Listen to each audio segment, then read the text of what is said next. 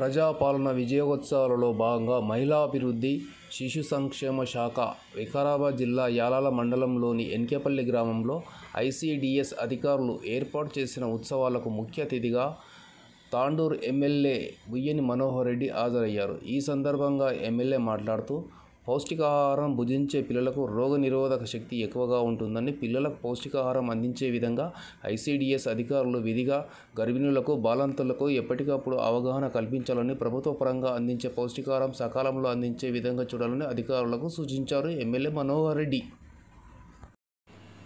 అంగన్వాడీ విద్యార్థులకు ఏకరూప దుస్తులను ఎమ్మెల్యే బుయ్యని మనోహర్ రెడ్డి పంపిణీ చేశారు. ఈరోజు శ్రీమంతుల పిల్లలైతే ఈరోజు చాలా మటుకు చిన్నపిల్లలు ఉంటేప్పుడే ప్లే స్కూల్స్ కుదిరిస్తూ ఉన్నారు. గ్రామీణ ప్రాంతంలో బీద బడుగు బలైన వర్గాలు ఉన్నటువంటి పిల్లలు, ఆర్థికంగా స్తోమత లేని వాళ్ళని అంగన్వాడీ సెంటర్లల్లో గతంలో మనం చూసినాం. అంగన్వాడీ సెంటర్ అంటే వాళ్ళకి వస్తే మధ్యాహ్నంతో భోజనం చేసి పోయేవాళ్ళు. గౌరవ ముఖ్యమంత్రి గారు వచ్చిన తర్వాత ఈ అంగన్వాడీ సెంటర్లను అన్నింటినీ కూడా ఒక ప్లే స్కూల్ లాగా చేయాలా.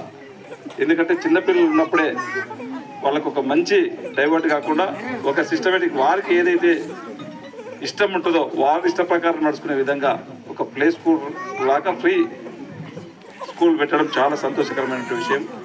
దీంట్లో కూడా ఇప్పుడే మా సిడిపిఓ గారు కానివ్వండి,